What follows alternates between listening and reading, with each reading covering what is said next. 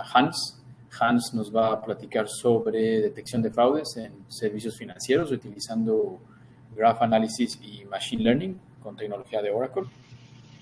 Él es director de Product Management en Oracle y pues nos va a dar la sesión en inglés. Si tienen preguntas, las pueden escribir en español y Fabián, que está aquí conmigo, él puede ayudarnos a leerlas y compartirlas. Igualmente voy a estar yo acá.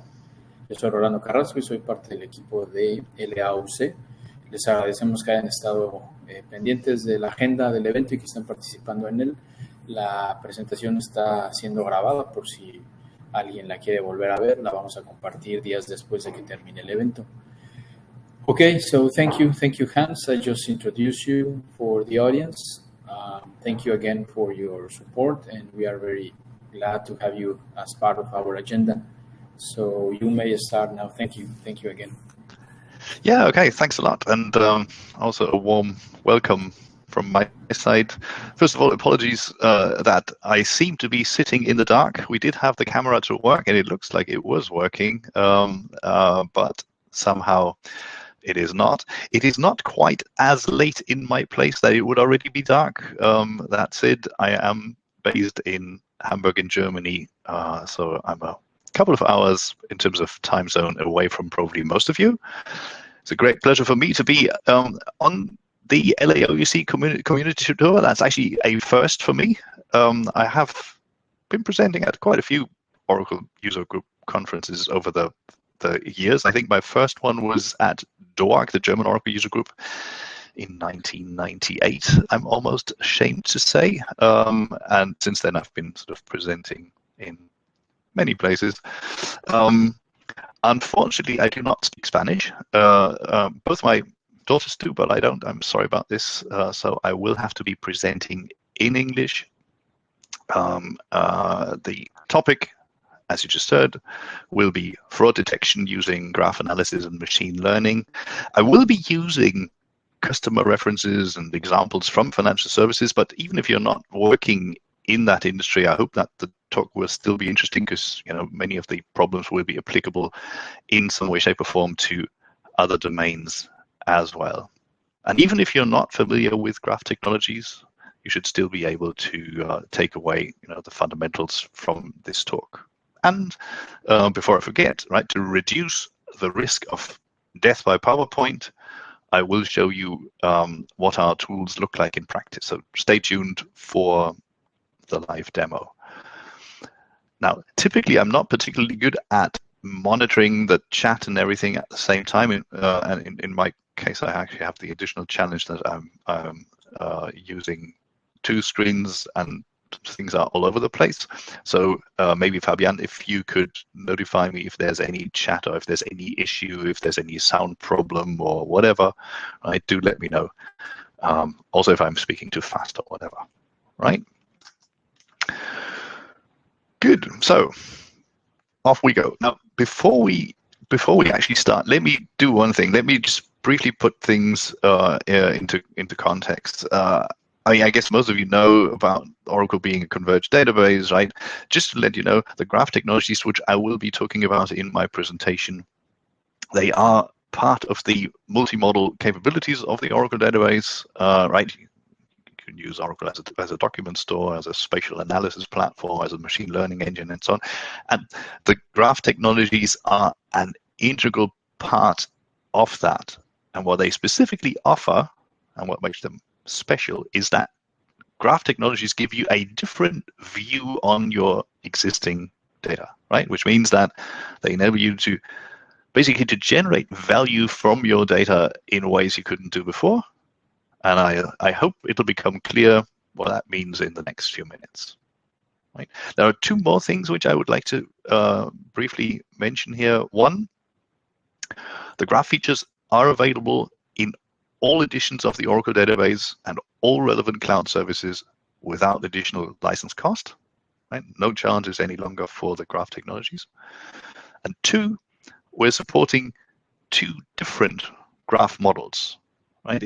In this session, in today's session, we'll be covering what is known as property graphs. But besides property graphs, we also have a graph model which is based on the so-called resource description framework.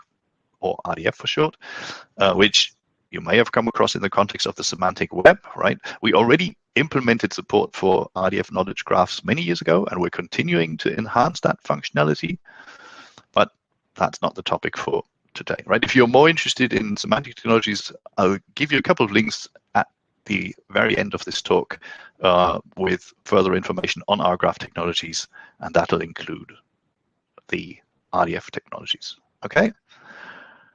Right, so much for the introduction. Now, let's get started with what a graph database is in the first place, right? Okay, technically speaking, what makes a graph database special is that it explicitly stores relationships between data entities, right?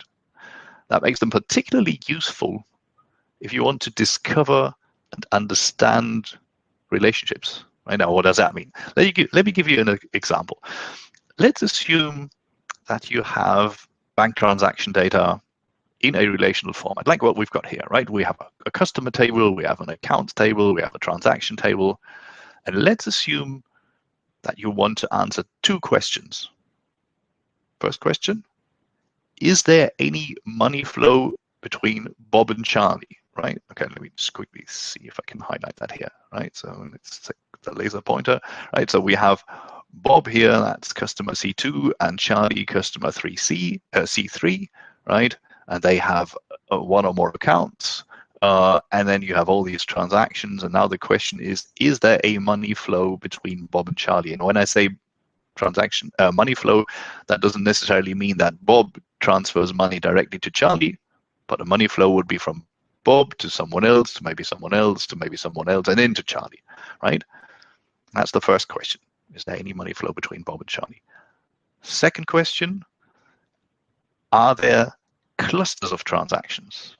That is there a pattern of frequent transactions among a group of accounts, while at the same time, there are none or very few between that group and the remaining accounts, right? Clustering, as you would know it, right? Is there a cluster of transactions? Now, to answer the first question, you can do that, of course, in a relational model, right? You need a number of joins and self-joins between the tables, but that's doable. It's not easy, but it's doable. Answering the second question about clusters of transactions, that is a bit harder. It would likely require a little bit of PL SQL, and then you would then try to construct a graph and determine the clusters and so on. Right now, let's see how this could be answered using a graph database.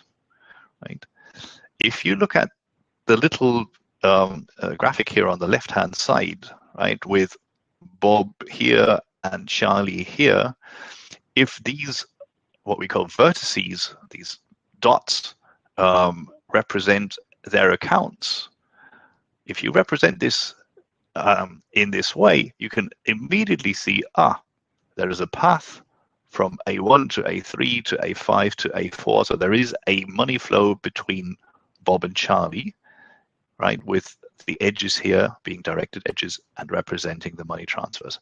So what we've done here is we've represented the accounts as vertices. We have represented the transactions as edges in this graph. And then already from the visual representation, you can immediately see, there is a money flow between Bob and Charlie, right? It's just a simple example of path finding, right? Is there a path between account A1 and A4, right? And you can also use that same approach to look for other patterns, like cycles in the graph, right? Circular transfers, which, if you have a relational database, that typically gives you a hard time, right? Or if you want to use that approach, somehow, the first step always needs to be that you need to convert your tabular model to such a graph, right? And what that means and how that works, I'll show you in just a moment, right? That's how we would tackle the pathfinding question in a graph database. That would be the first question. To answer the second question, so the question about clusters in transactions, we actually need a graph algorithm, right? That process in graph theory is known as community detection. And from graph theory, there's a large number of algorithms out there that can generally help you to provide additional insight in these kind of situations, right? Besides the community detection, which allows you to identify bank accounts that belong to the same community, where mostly they transfer money between each other, which is what we're looking for here. But there are also like ranking and centrality algorithms that help you to determine which bank accounts are more important based on the number or the nature of their connections to other accounts. Or there are, again, pathfinding or connectivity algorithms that help you to detect patterns. There are link prediction algorithms. There are similarity algorithms. All of that is well known, well documented, and typically available in these kinds of graph databases. Right? Now, some people tend to think that these graph technologies can only tackle very specific use cases. Like social network analysis is one thing which people tend to associate with it. But graphs can actually be used for tons of other things, right? You can essentially model anything as a graph. I'm not saying you should, but you could, right? And if we look at some of the typical use cases around fraud, risk, compliance, and so on, you can see that graphs typically come into play when connections play a role. Right? So in fraud prevention, right, when you analyze money flows in networks of financial transactions, they can help you to find those cases where you have collusive crime, right? So like in the case of money laundering schemes, where money flows from one starting account through several steps back to the starting account, right? These kind of circular money transfers, they're always indicative of something funny going on, or typically are. Or in risk management, right? When you are a bank and you're onboarding a new customer, then as part of what is known as the Know Your Customer process, you typically want to check if that new customer is connected to, let's say, a Russian oligarch who's on some blacklist or something, right? Again, this is all about indirect connections or indirect connections. Or when we look at compliance, like GDPR compliance, the General Data Protection Regulation in the European Union, and you're trying to figure out, for example, which user has access to a certain column in the database that stores personally identifiable information. In that case, you want to find out in your hierarchy of roles and privileges and other dependencies whether there is a connection between that user and the column in the table, right? Or finally, when you need to figure out how a given KPI is calculated, for example, as part of the Solvency II regulations in the insurance industry, then you need to provide details of the data lineage, which essentially means you need to track the path which the data took in order to arrive at the calculation that led to this KPI, right?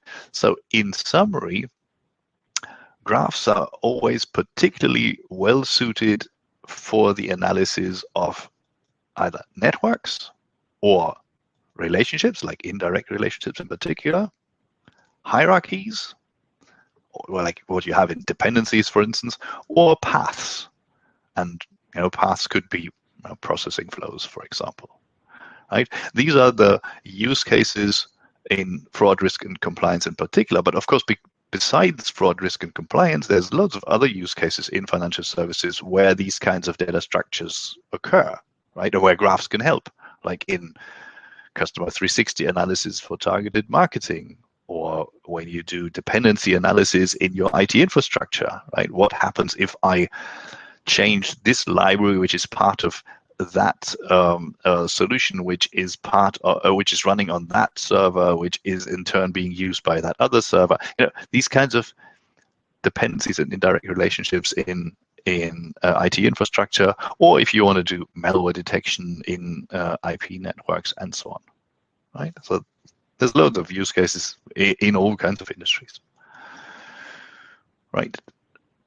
Now, among the customers that are using these graph features in the Oracle database, and who also kindly shared more details about how they do this, we have a global e-payments provider, a company called Paysafe. Right? Paysafe are actually quite a big player in this space. They have 2 brands, Skrill and Nutella, and they're offering e-wallets, and they're processing up to 500,000 payments every day. Now, they started a graph project a while back, and when they started the project, they essentially had 3 objectives. 1, they needed to improve the accuracy of their real-time transaction monitoring system. 2, they wanted to reduce the amount of manual work they have in the fraud department. And 3, they needed a solution that seamlessly integrated with their operational systems, which on the one hand are based on Oracle, and on the other hand are using Microsoft, right? And as a provider of these online payments, they always need to strike that balance between thorough fraud analysis on the one hand, because for every fraudulent transaction which a credit card company gets involved in, they have to pay chargebacks, so that they want to minimize the chargebacks. On the other hand, they of course don't want to upset their customers, right? If they reject a perfectly legal transaction because of a false positive in their transaction monitoring system, that of course annoys the customer, and they need to find that balance, right? So key for them was they came to the conclusion that if they wanted to do more thorough fraud analysis, they needed to use graphs, because in their network of transactions between these e-wallets, they needed to find suspicious patterns more quickly, essentially, and more accurately than before, right? And one indicator, for example, which they used was if there was an account which had been involved in some kind of fraudulent activity previously, and that was somehow related to the target account of a given transaction, then they would flag this transaction as too risky, right? So that was the initial solution, right? They created a graph where they had all their e-wallets and their transactions between them, so they knew which accounts were connected by transactions, and they would use that to identify new patterns, right? That was the one thing they did for real-time transaction monitoring. At the same time, they used the same graph for the folks in their fraud department, together with a visualization solution, which could then graphically render this network of transactions, and then they could look at the network of transactions around a given account which they were currently investigating, for example, right? And even that relatively simple tool reduced the amount of manual effort quite a bit and saved them a lot of money, right? And then at a later stage, they added more data to the graph, right? They had account data, device data, location data, and so forth. And then they started to combine the graph database also with machine learning capabilities, but I'll talk about that later on, right? Maybe just quickly before we move on, the reason why they decided in favor of the Oracle platform was there were actually 3 reasons. One was simply performance, because we scale very well. We are very fast with our graph technologies. 2, they liked our query language because it was simple and at the same time powerful. And 3, they liked the integration with their existing data warehouse infrastructure. Okay, so that's what the Paysafe guys did. They kindly shared 2 examples of fraudulent patterns which they saw in their data, right? On the left-hand side, what you can see is a typical example of what they refer to as layering, right? If you look at that graph, every vertex here, every dot is an e-wallet, right? And every edge is a money transfer. And what you can see here is you have this e-wallet here, and that is being used to transfer money here, but somehow the money is transferred through an intermediate step, and not only with one account but 50 accounts, right? That's what they call layering, right? Rather than transferring money directly, you send it through this intermediate step. That could, for instance, be a situation where somebody is working around a purchasing limit, for instance, right? If for instance, this wallet here was associated with a betting site with maybe a limit of $10 per bet, right? Here, somebody, rather than, who can't use $500 in one go, they would then just create 50 bets of $10.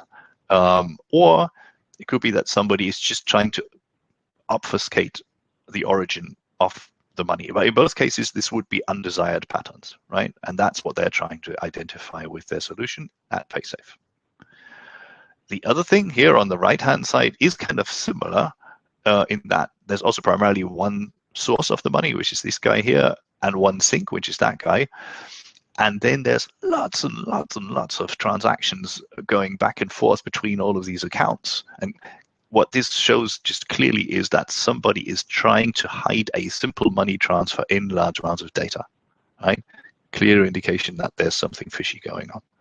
Right? These are the things which the Paysafe team identified in their data, and that's why graph technologies are so powerful for them in analyzing financial transactions. Right?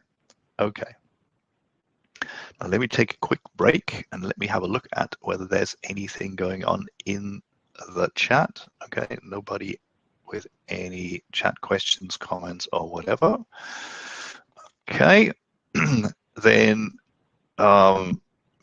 coming to what Oracle has to do with this. Okay, so to address these kinds of use cases which I've just been talking about, right? We've been offering graph technologies for a number of years, right? Initially, that was a paid option to the database, but as I mentioned, now it's available without additional charge, meaning if you have an Oracle database, there's really no reason not to use this functionality, right? And until last year, you had two options. You could either install what is known as the Graph Server and Client Kit on premises, or you could use it on the Oracle Cloud by installing the OCI Marketplace image. And that Marketplace image has everything pre-built. With that, you can then create your graph model from the relational data you had. You can perform graph analysis. You can use the tools like the Python client, the visualization tool, the Zeppelin-based notebook. I don't know if you've been on Craig's session just a moment ago, but that session was also making use of notebooks extensively in the demo, right? And we can do the same thing working with the graph, except our notebook here is Zeppelin-based, and what Craig was using was Jupyter as a Python-based, but anyway, same concept. That's what we call our user-managed offering.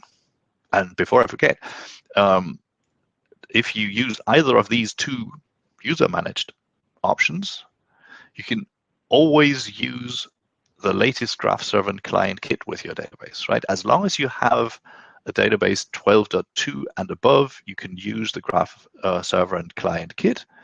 And with it, we are on a quarterly release cadence, so that there's really no need to use the outdated 19.4 release just because you have a 19C database, right? What you should use is 22.3, which is our current release, and you can find it for download on oracle.com here, right? Or you use the marketplace image, as I said.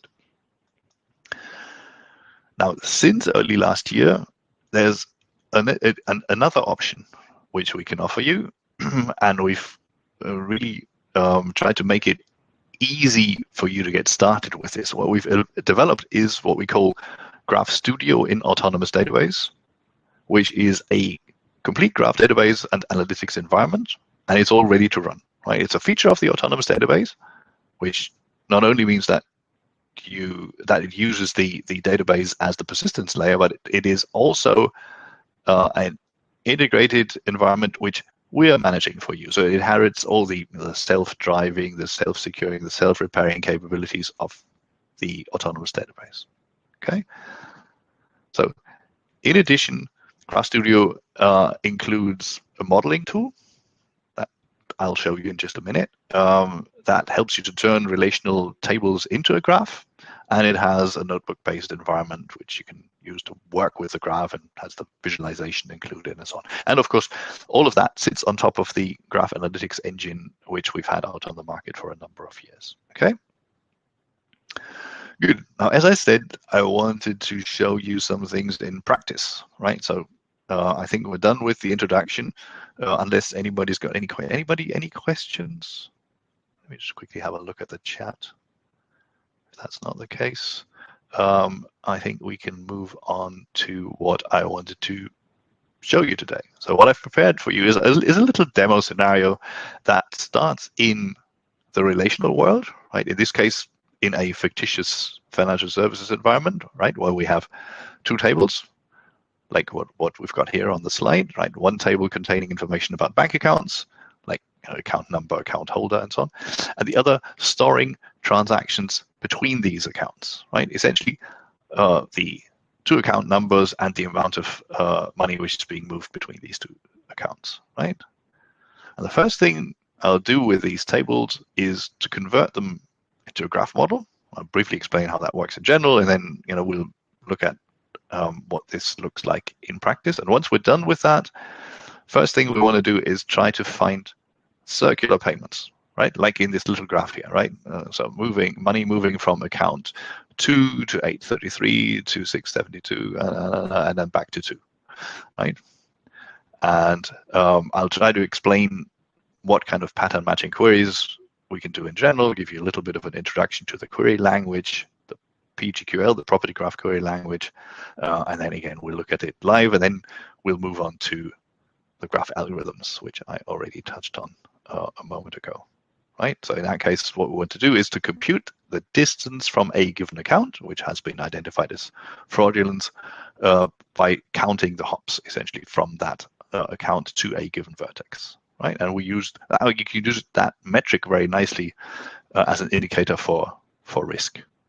Okay, so to summarize, right, what we need to do is first create a graph from the relational tables, then move the data to the appropriate data structures in memory, perform the graph pattern matching, and we'll do that interactively, and finally execute the graph algorithms. In this case, the shortest path hop distance algorithm, but you can know other things. Once you have understood the concept, it's actually easy, right? And as I said, for the demo, we'll be using Graph Studio in Autonomous Database, right? You could potentially also use the Graph Server and Client Kit, so the user-managed offering, but in that environment, you wouldn't have the automation, and you wouldn't have the graph modeling tool and so forth. So you'd need to manually create the graph, and I'll show you what that would look like in a moment. Good. So what I'm showing you today, that little demo scenario, we're currently working on making this entire demo scenario available as a so-called Live Labs workshop. I hope most of you, if not all of you, know the Live Labs platform, right? You have all these little workshops coming with step-by-step instructions, right? Which would then allow you, after today's session, that you can easily try this out yourself, right? The link to the Live Labs platform is developer.oracle.com/livelabs, and there's a bunch of workshops already there covering graphs, not to mention the huge number of other workshops covering other Oracle technologies.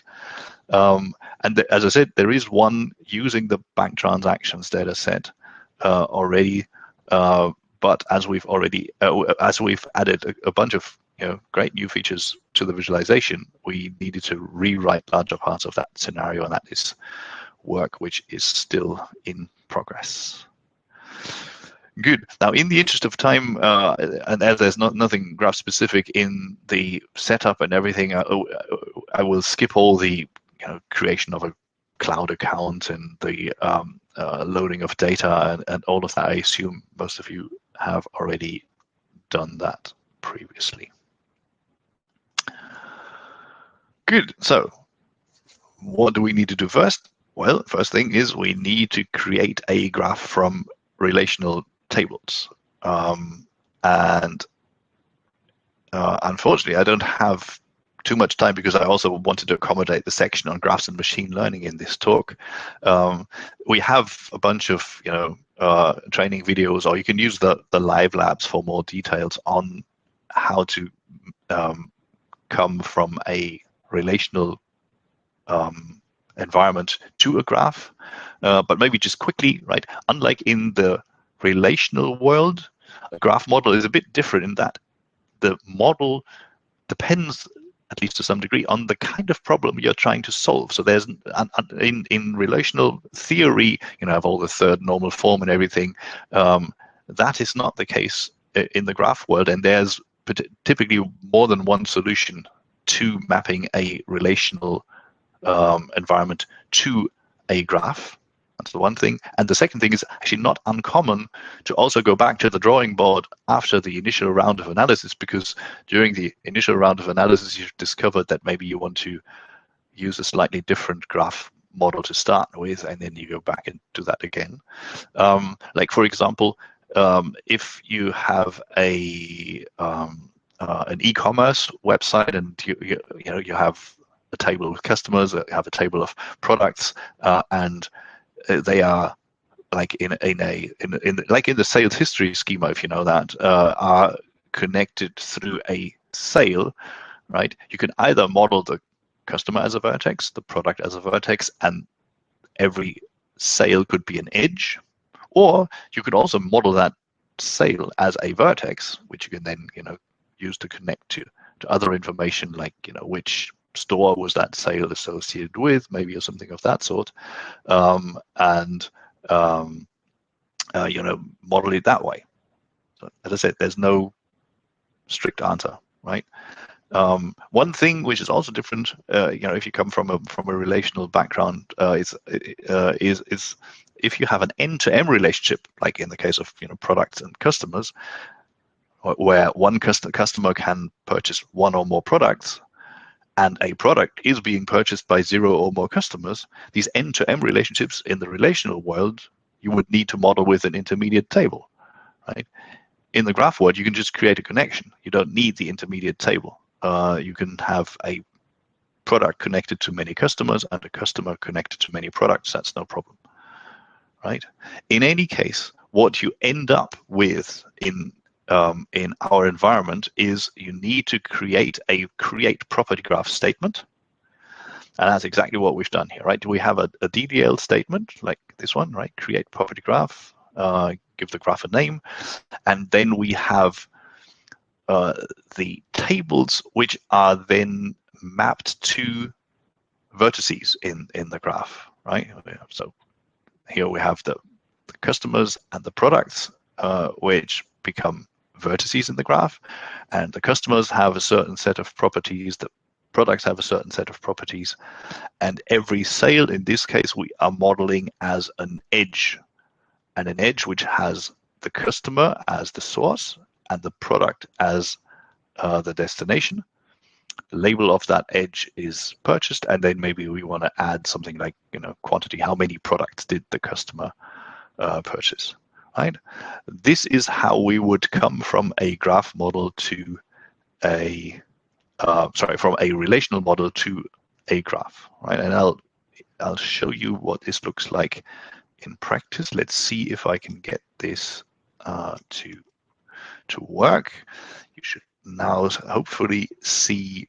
Let me see if I can get my. That's interesting. Okay, I'm switching back and forth here. Let me see. Right now, you should actually see my screen. Do you? I hope you do. All right. Okay, here we are. So this is Graph Studio in Autonomous Database. Let me see if my environment is still alive, or if it's gone to sleep. So this is essentially the landing page. This is where you start, and when you first start up Graph Studio, right? And in order to do so, all you need is a user with the appropriate privileges, right? Again, that's all described in the live labs, for example.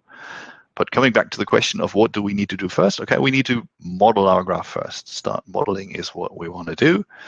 And here you can see, what are the tables that I can see? Well, I have my bank accounts table here, okay, and I have my transactions table here, right? And then let's have the modeler suggest a potential model. Now, what it does is it looks at the tables, it looks at the primary key, foreign key relationships, for example, and it suggests that, okay, bank accounts could be vertices. Okay, that's good. Here we are. Maybe what we want to do is just call that that vertex type accounts and change that. Okay, and then we have the transactions. The transactions table would be mapped to an edge, right? Again, maybe you want to change the label to transfers, because then it'll be what it's supposed to be to have my notebook working.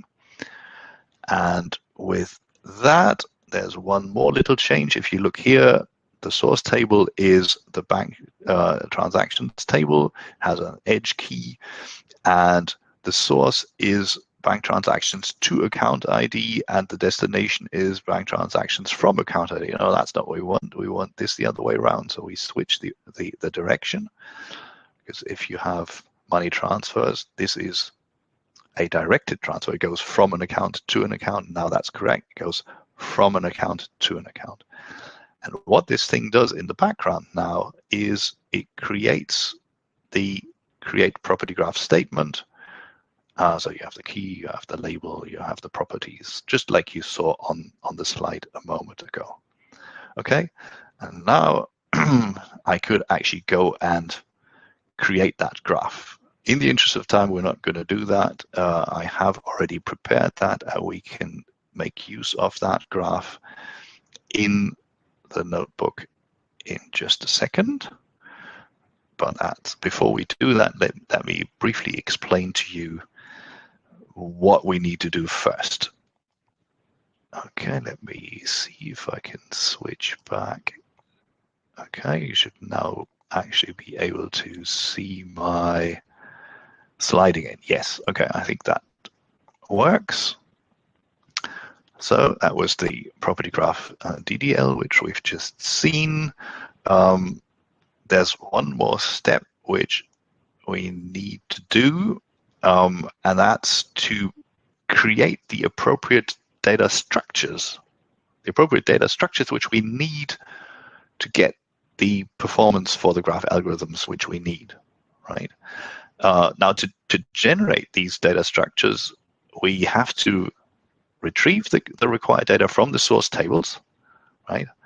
And in Graph Studio, the create property graph statement actually creates a set of metadata structures on the underlying table, kind of like a view, which is why we call this PG view. And with the help of these views, what we do is we load the data into memory, right? The resulting graph obviously reflects the schema of the graph, just like we have declared it in the create property graph statement, which also means that it is not schema-less, right? Now, if you really want to have a schema-less graph, that's something we can also do. We have that option. What you would need to do is you can map your database tables to edge tables and vertex tables, and these are fully schema-less. And then from there, you can then load them into the appropriate in-memory data structures. In any case, we need to convert our data in tables into the appropriate in-memory data structures, and that is what gives us the performance. Okay, right. I hope I haven't confused the hell out of everybody. And now, once we have these data structures, we can then start querying that graph. And in order to query that graph, we need to have a graph pattern matching query language. And we as Oracle, we've developed a language. At the moment, there are no standards yet, but we are very close to an extension to the SQL language called SQL PGQ, which will officially be published next year, but is now going through all the finalization and the ballots at the ISO standards board. And then with that, there will be a standard, and it'll be very similar to what you see here, right? Because what we need to do is to identify graph patterns, obviously, in the graph, right? To specify patterns, there's two different kinds of patterns. On the one hand, you can have fixed length patterns or repetitive patterns of variable length, right? And what we've done in order to allow this, we have extended the SQL construct, which you all know, that select from, where, group by, and so on, with a match clause for that purpose, right? The idea is really to make it easy for SQL developers to also develop graph queries. Now, to modify the graph, there are insert and update and delete statements, and you've already seen the create property graph statement a moment ago, which is kind of the DDL part in this. If you're interested in all the details, right, here's the URL to the language specification that has a lot of examples. Also, it's pretty useful reference for anybody who wants to work in that space, right? Here's a couple of examples of PGQL clauses, right? Using the match clause is actually pretty intuitive from my point of view, right? It's a bit like ASCII art. What we're doing is we're using parentheses to represent vertices in the graph pattern and square brackets to represent edges, right? Edges which are then connected to the vertices by pointers, and these pointers, like here, right, they indicate a direction. Or you can have situations where you're explicitly ignoring the directions, right? And then we have simple patterns where you have the vertex type specified, or the edge type specified, or you can already start doing recursive patterns where you have more than one edge of type transfer, right? 0 or more. This is like the Kleene star here, which indicates, okay, you can have 0 or more transfers between A and B, starting from a given vertex or account number, in this case 4711. And in a similar way, I can search for one or more hops, or a minimum, or a number of, or whatever, right? These variable length paths, they only return the start and end vertex. So if I want to retrieve the vertices in between, up to PGQL version 1.3, I actually needed to explicitly specify them, like what we did here. But starting with PGQL 1.4, it became possible to access these edges in between, perform aggregations, and create lists and so forth, right? We have now this 1 row per vertex, or 1 row per step clause, which gives this in list form, right?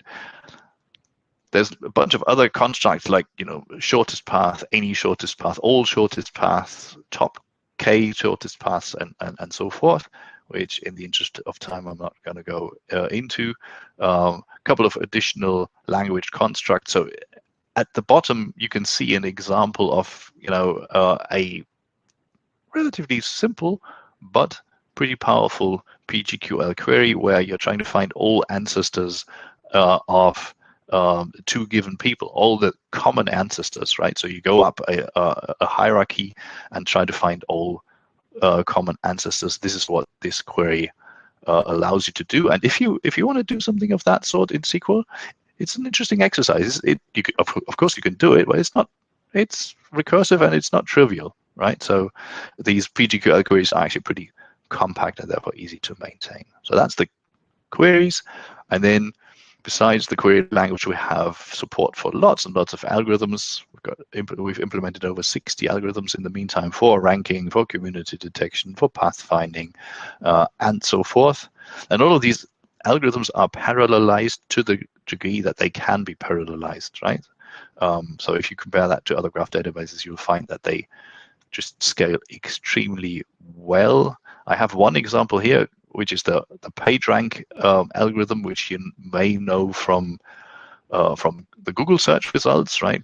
PageRank is what Larry Page came up with in order to order the search results of a Google search. And the idea is that those search results, which are most important, which are particularly important, they come up first. And what makes a web page important? Well, it's if you have many links to it, right? And he does the analysis in a recursive way.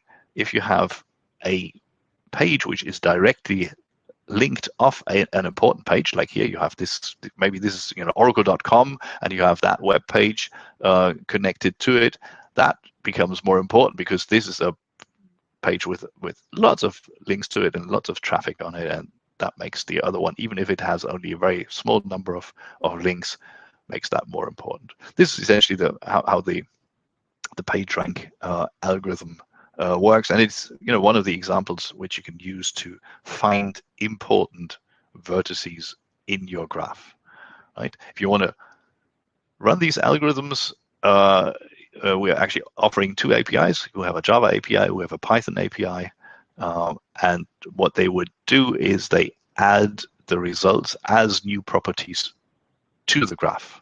Right? This can be a measure like PageRank. This can be a number, like if you do community detection. This is, this vertex is part of community 1, community 2, community 3, and so forth. Or it can be like even a vector reflecting the embedding of a vertex. If we use the algorithms like deep walk, which we need for machine learning, for instance. I'll talk about that again in just a minute. Right now, before we come to the actual demo, just one quick comment about the client software. Right, on premises, we have a JShell client, we have a Python client. You can use Jupyter notebooks. The Zeppelin notebook is part of our offering anyway. What we have on the cloud in Graph Studio is the different interpreters. We have a Java interpreter for the different notebook paragraphs. We have a Python interpreter. We have a SQL interpreter, and so forth. Right. So let me, rather than talking about, let me show you what this actually looks like. And in order to do that, I need to go back to the demo again. So I hope you can see the demo. Right. This is what the note. If you've seen Craig's presentation a moment ago, you'll be familiar with notebooks. This is essentially what the notebook environment looks like in Graph Studio, right? So you have a run paragraph button here, like we can run the first paragraph, which is a Python paragraph, which essentially just checks if my graph is loaded into the appropriate in-memory data structures. And remember, we had the model where we have the bank transactions, and every vertex was an account, and every edge was a transfer between these accounts. Right? This is a simple PGQL query here, which you can see. It just picks a random set of 100 vertices, and I can now have a closer look at these. Right, here are the different source vertices and the different transfers going out. I can click on them. Like if I look at this guy, right, this is bank account 415, and I can click on the other one. This is another bank account, whatever, right? So I can play around with that graph in an interactive way. In the interest of time, I'm not going to do that in more detail. But what I wanted to show you is that we can now search for circular payments, right? Starting with an account A and then going through a number of transfers here, maybe between 1 and 4, to account D, and then from D again to B, with A being the same as B. This is what you can run, and then you can see these paths. In this case, starting at an account which I interactively enter here. This is account 534. That's the guy down here in the middle, right? Money goes from here to here to here to here to there, for example. So you can interactively look at how the money flows, and maybe to find interesting accounts, one thing we can do is to look at the number of transfers, ingoing and outgoing. If you list this, now this is what it looks like. I'm speeding up a little bit because I'm a bit conscious of time here. Now coming to the actual circular payments, right, we can now try to find all those cases where we have transfer, and I'm not only looking at one circular path, but all shortest or all paths from A through a number of edges up to 4 hops to B, with A being the same as B.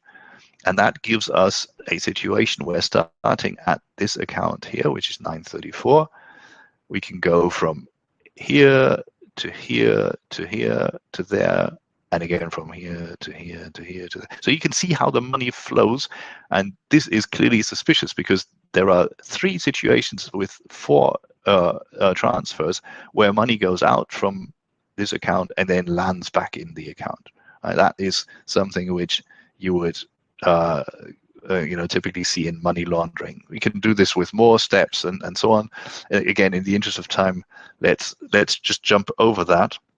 So these kinds of suspicious patterns, we can use them to identify accounts which are dubious, right? That clearly, that looks suspicious.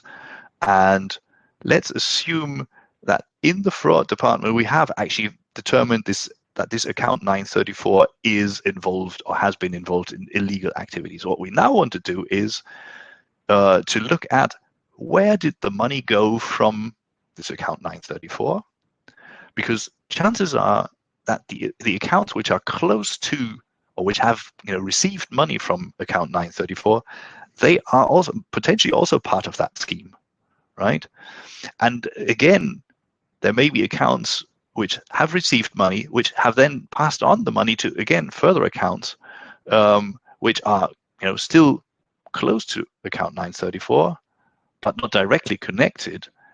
They are probably also involved or could potentially be involved in the scheme. The closer the account to the account 934, the higher the risk that it is part of the fraud scheme, right? And this we can actually use as a fraud indicator, right? We can use that to calculate a potential risk by looking at how many hops away from account 934 is a given vertex. And there is an algorithm, the shortest path hop dist algorithm, which, if you give it a starting vertex, like 934 in our case, calculates the number of hops from that starting vertex if there is a connection at all, right? And we can run this, and this is how we would perform execute graph algorithms, right? We can run the algorithms by, first of all, getting a handle on the graph in Python. Here is what we is how we do this, right? So we have a handle on the graph. It needs to wake up again, and then all we need to do is run the shortest path hop distance algorithm. There we go. And you could already see that if you look at the bottom right corner of that paragraph. That was actually, okay, this needed a little moment to wake up, but this was running in like 700 milliseconds or something. This is not a big graph, but I did this exercise, the shortest hop path distance, just last week with a graph of 218 million vertices. And what do you think? How long did it take? Shortest path hop distance from a given starting point took 4 seconds. So and that was not on outlandish hardware. It was on a 2.0 CPU cloud-based system, right? And then you can do all kinds of calculations, like how many accounts are 0 hops away. Okay, that's just 1 because that's 934. 5 are directly connected, and then 24 are connected to these 5, and then 102 connected to these 24, and so you can see the number of hops going up, right? Anyway, and then we can actually use that as a risk indicator, right, and increase the size by using highlights here. But again, I'm short of time, so in order not to go overboard with time, I need to wrap up at this point. I hope I've at least given you a bit of an idea, and then let me quickly go back to my presentation. Right, I hope you can see my slides. Yes, we're back to the algorithms. We've talked about that, so I hope I've at least given you an idea of how to create a graph model. Then what we need to do is populate the appropriate data structures, and then you can perform interactive graph queries or execute algorithms, right? We've seen all of that. Now, just briefly on graphs and machine learning before we are running out of time entirely. As you just saw, right, I computed a kind of risk score on the basis of the distance from that given bank account. And it's probably already obvious to you that you can use the output of that analysis as input to some machine learning platform. Could be like OML, for example, right? Taking into account these kind of indirect relationships, that'll help you to significantly improve the accuracy of your predictions, because otherwise they go unnoticed, okay? And of course, you can also do the opposite, right? You can use the results of a machine learning model, which maybe predicts either new properties or predicts additional edges even, right? You can add that to your graph and then perform further analysis on that. At Paysafe, what they're doing is they have what all the banks have. They have a rules engine that looks at an incoming transaction and then has to decide, okay, am I going to process that thing automatically or am I going to reject it? And what it does is it checks if there's any indirect connection to an account which has been involved in fraudulent activity in the past. And when I say indirect connection, I mean up to 3 hops away. And it also computes a risk score using the machine learning platform. And the machine learning platform is actually fed from graph structures also. I mean, there's either KPIs coming from the graph, like every vertex gets a KPI, but you can also do that in a more sophisticated way. And I'm sorry that we're running a bit out of time here, but what you would really need to do is to capture the structure of the graph in such a way that the machine learning model can ingest it. And there are algorithms, Deep Walk, for example, is one of them that actually helps you to convert the graph structure into a vertex, preserving the topology of the graph, so that 2 vertices which are close in the graph are also close in this n-dimensional vector space. Right. Okay. In the interest of time, I'm going to skip over that, which explains that in a little more detail in order to just wrap up just before the top of the hour. So I hope that in these few minutes, I've given you at least a bit of an idea of what graph technologies are about. Right. I hope it's become clear that graph technologies are a different view on your existing data, right? And that they are complementary to relational technologies. They are particularly well suited for paths, for hierarchies, for connection networks, and so on. You can use the results of your graph analysis as input to machine learning, for instance. And we, as Oracle, what we've got is the graph features as an integral part of the Oracle database. So you don't need anything else. The offering comes with the modeling tool, the graph visualization, the notebooks and stuff. And all of that is built on the in-memory analytics engine with all of the algorithms and the SQL-like pattern matching query language, right? Good.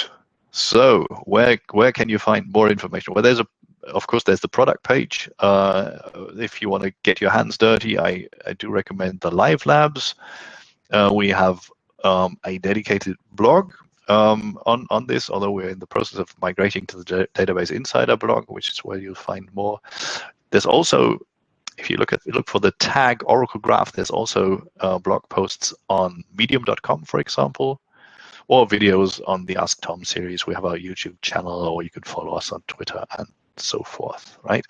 And if you have a chance, and if you can attend Oracle Cloud World, you'll find a number of sessions on graph technologies at Oracle Cloud World. So I hope that we'll be seeing you there. And with that, we've got 1 more minute to go, which leaves us 1 minute for questions.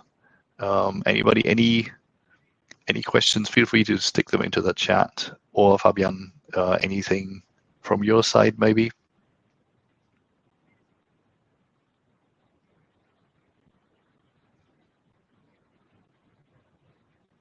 I take that as a no. Okay, with that, then, thank you very much for attending. I appreciate your participating in my little introduction to graph technologies. I hope it's been useful, and I hope to see you at Cloud World, if at all possible. Thank you. Thank you, Hans. Muchas gracias. Thank you very much.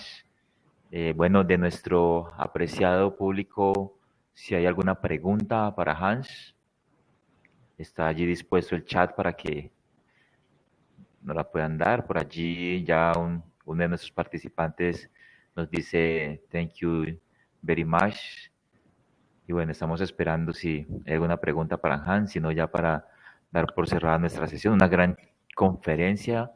Thank you, Hans. Yeah, thanks a lot. It's been a pleasure. Thank you.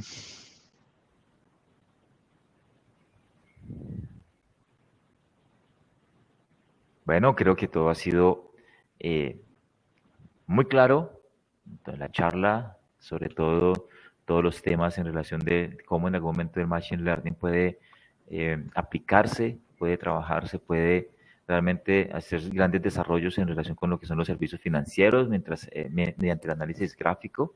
Y de esta manera damos por culminada nuestra conferencia de nuestro gran invitado Hans Viehmann. Les esperamos que continúen participando en todas nuestras otras charlas que aún tenemos programadas. Les deseamos una excelente tarde, un excelente fin de semana. Hasta luego. Salom.